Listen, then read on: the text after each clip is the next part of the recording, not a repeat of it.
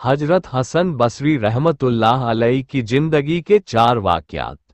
हजरत हसन बसरी रहमतुल्लाह अलैह फरमाते हैं कि मुझे मेरी जिंदगी में 4 वाक़यात बहुत अजीब लगे तो लोगों ने पूछा हजरत वो कौन से वाक़यात हैं? आपने फरमाया, पहला वाक़या एक नौजवान के हाथ में चिराग था तो मैंने नौजवान से सवाल किया कि ये रोशनी कहाँ से आई, तो जैसे ही मैंने ये पूछा कि ये रोशनी कहाँ से आई तो उस नौजवान ने फौरन फूंक मारकर चिराग बुझा दिया और कहने लगा हजरत जहाँ चली गई वहीं से आई थी।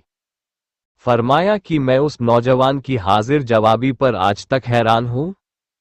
दूसरा वाक़या, एक बार 10-12 साल की एक लड़की आ रही थी, उसकी बात ने मुझे हैरान कर दिया। बारिश हुई थी, मैं मस्जिद जा रहा था और वो बाजार से कोई चीज लेकर आ रही थी।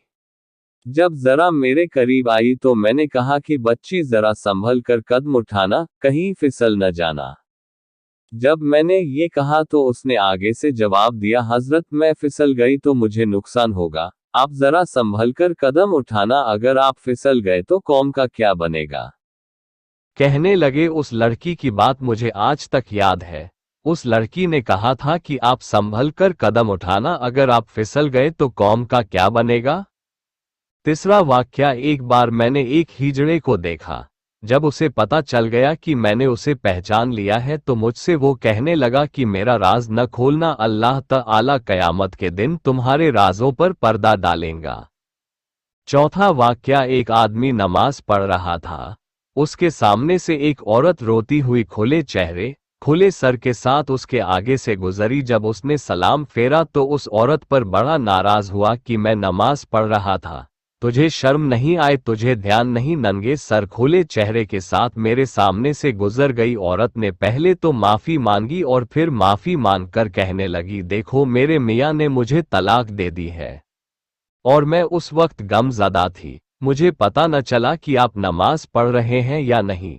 मैं इस हालत में आपके सामने से गुजर गई, मगर मैं हैरान इस बात पर हूँ कि तुम अल्लाह की मोहब्बत में कैसे गिरफ्तार हो कि खड़े हो परवरदिगार के सामने और देख मेरा चेहरा रहे हो।